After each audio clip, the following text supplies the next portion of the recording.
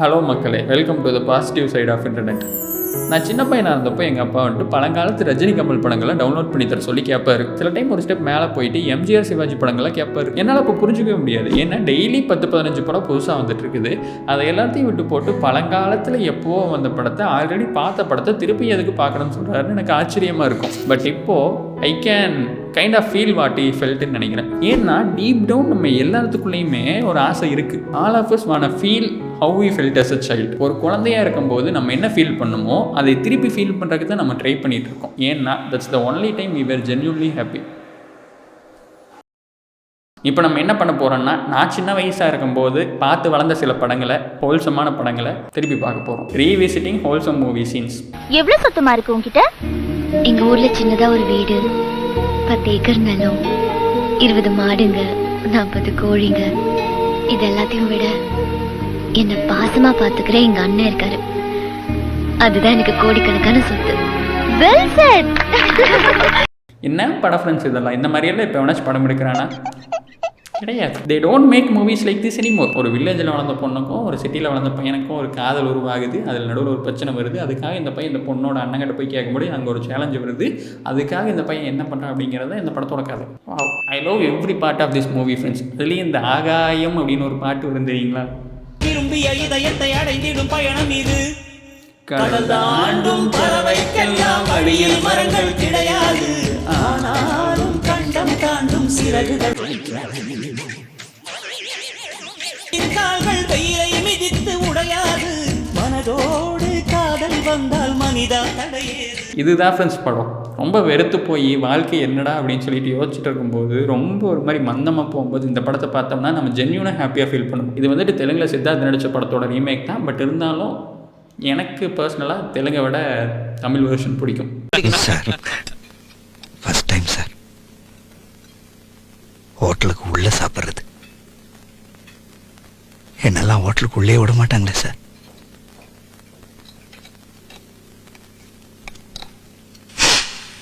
இதை வச்சு சாப்பிடு. இதை தொட்டு சாப்பிடு. சார், எங்க அம்மா சார்.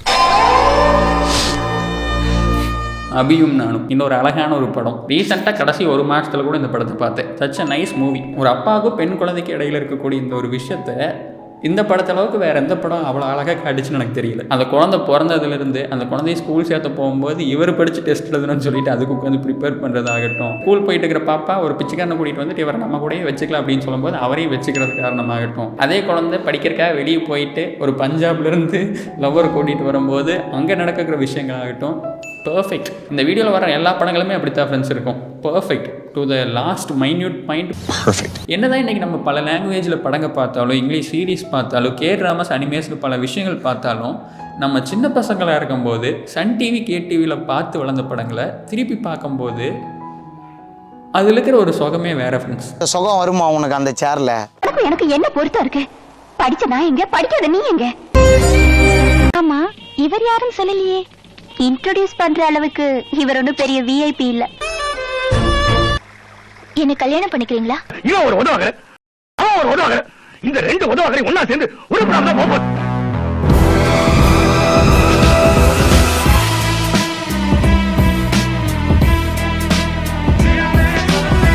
மாசா எத்தா ஓஹே. Suryavamsam has a separate part in my heart friends. அந்த மூவி நம்மளுக்கெல்லாம் ஒரு மோட்டிவேஷன் ஃப்ரெண்ட்ஸ். அந்த பொண்ணுக்கு வேணான்னு சொல்கிறது, இவருக்கு வேணான்னு சொல்லி கல்யாணத்தை நிறுத்துறது, அவரோட அப்பா மேலே அவருக்கு இருக்கிற மரியாதை, அவ்வளோ மரியாதை வச்சிருக்கிற அப்பா சொல்லியே காதலிச்ச பொண்ணை விட முடியாமல் கல்யாணம் பண்ணிட்டு வீட்டுக்குள்ளே வரும்போது, வீட்டுக்குள்ளே வராதுன்னு வெளியே தள்ளி பத்திரத்தை கொடுக்கும்போது, நான் பெருசாக நினைக்கிற சொத்தை இங்கே இருக்கும்போது எனக்கு எதுக்கு இந்த சொத்துன்னு சொத்தை கொடுத்துட்டு ஒன்றும் இல்லாமல் வெளியே போய் பஸ்ஸு வாங்கி, ஸ்கூல் கட்டி, ஹாஸ்பிட்டல் கட்டி, பொண்டாட்டியை கலெக்டர் ஆக்கி. நல்ல படம் ஃப்ரெண்ட்ஸ், நிஜமாலுமே நல்ல படம்.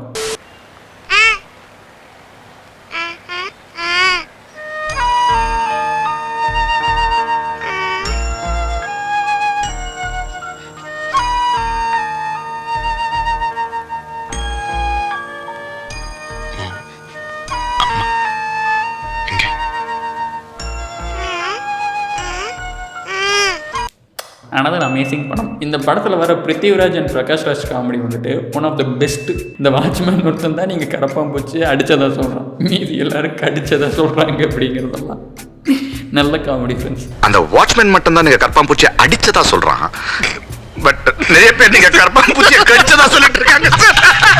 ஜோதிகாவும் இந்த படத்தில் சூப்பராக நினச்சிருப்பாங்க. அந்த பேச முடியாமல் கோபத்தில் ரியாக்ட் பண்ணுறதெல்லாம் நீ எடுத்த முடிவு தப்புன்னு புரியும் போது அதை திருத்திக்கிற வாய்ப்பு கிடைக்காமலே போயிடலாம். வாழ்க்கையில் நீ எடுக்கிற முடிவு தப்புன்னு புரியும் போது அதை திருத்திக்கிறதுக்கான வாய்ப்பு கிடைக்காமையே போயிடலாம். நிஜமாவே அவ என்னை விட அழகா இருக்காளா?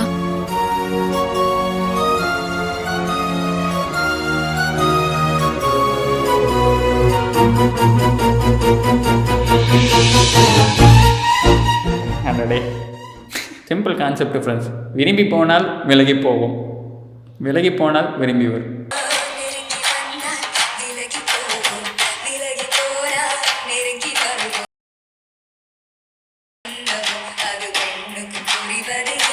கேட்டிங்களா ஃப்ரெண்ட்ஸ்? பெண்களின் மனதில் என்னவோ அது பெண்ணுக்கும் புரிவது இல்லையே. That just proves my point on last video. இப்படியே காமெடி செய்து கொண்டிருந்தால் கூடிய விரைவில் ஜெயிலுக்கு போகக்கூடும் என்பதை வீரன் உணர்கிறார். இந்த படத்தில் ஒரு 6 பாட்டோ 7 பாட்டோ ஒரு ஃப்ரெண்ட்ஸ், அத்தனையும் மாஸ்டர் பீஸ். ரெட்டுங்க, ரெட்டு தான் சூப்பராக இருக்கும். சிகப்பு கலர் புடவை, அதுக்கு மேட்சிங்காக ஜாக்கெட்டு, தலை நிறைய மல்லிகைப்பூ, அப்படியே நடந்து வந்தாங்கன்னா wait for the BGM friends, wait for the BGM.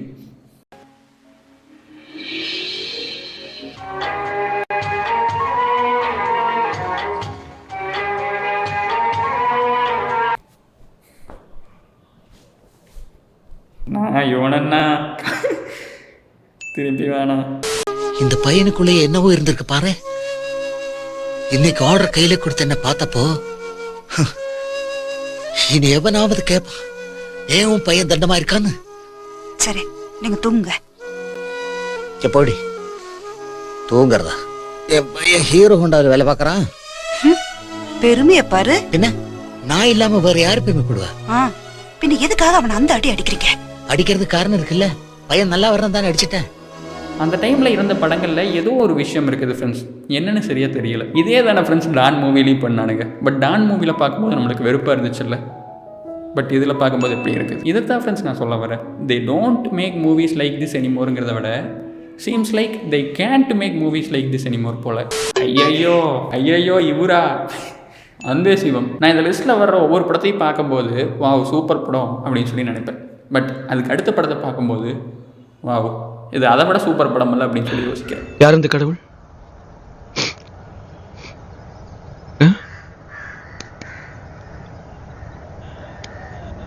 Look, I don't understand your jokes, man. Because it's not a joke. முன்ன பின்ன தெரியாத ஒரு பையனுக்காக கண்ணீர் விடுற அந்த மனசு இருக்க, அதான் கடவுள். Man, it's a nice movie. Make more movies like this.